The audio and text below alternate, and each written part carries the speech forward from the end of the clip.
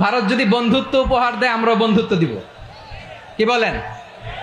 তারা যদি বন্ধু সুলভ আচরণ করে আমরাও বন্ধুত্ব উপহার দেব। কারণ আমাদের পররাষ্ট্র নীতি হচ্ছে সবার সাথে বন্ধুত্ব, কারোর সাথে বৈরিতা নয়। আলহামদুলিল্লাহ বলেন, কত চমৎকার পলিসি আমাদের। আমরা নির্বিবাদী, আমরা বাংলাদেশিরা শান্তিকামী, we are proud of that. এজন্য আমরা গর্ববোধ করি। আমাদের পররাষ্ট্র নীতি সবার সাথে বন্ধুত্ব, কারোর সাথে শত্রুতা নয়। তাই প্রতিবেশী দেশকে বলবো, আমার ভাইয়েরা, আপনারাও আমাদের ভাই, বন্ধুত্ব দিলে বন্ধুত্ব পাবেন।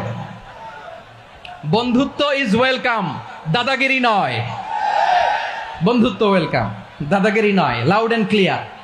ভারত যদি বন্ধুত্ব দেখায় বন্ধুত্ব পাবে, কিন্তু ভারত যদি বাংলাদেশে আধিপত্যবাদ বিস্তার করতে চায়, বাংলাদেশের 18 কোটি জনগণ সেটা রুখে দেবে। ভারত যদি গৌর গোবিন্দের ভূমিকায় নামতে চায়, দেশের 18 কোটি মুসলমান শাহজালালের ভূমিকায় নামবে।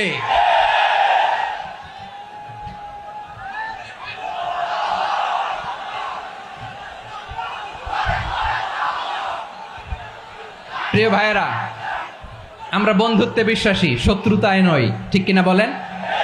আল্লাহ আমাদেরকে বোঝার তৌফিক দান করুক। তাহলে এই যে তারা বলেছে এদেশে সংখ্যালঘুরা কষ্টে আছে, দুঃখে আছে, এটা কি ঠিক? বলেন, এটা কি ঠিক? না, তারা ডিস ইনফরমেশন শেয়ার করেছে, এটা ঠিক নয়।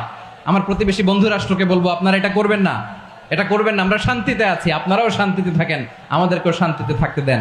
এই যে চিটাগাংয়ের অ্যাডভোকেট আলিফ হত্যাকাণ্ডে গোটা বাংলাদেশ আমরা ধৈর্যের পরাকাষ্ঠা দেখিয়েছে, চিল্লায় বলেন ঠিক কিনা? আমাদের নেতা আমাদেরকে ডেকেছে, আমরা শান্ত থেকেছি। আমরা শান্ত থাকতে চাই, আমরা ঐক্যবদ্ধ থাকতে চাই। যে কোনো ষড়যন্ত্র রুখে দেওয়ার জন্য ঐক্যবদ্ধ প্রচেষ্টার কোনো বিকল্প নাই।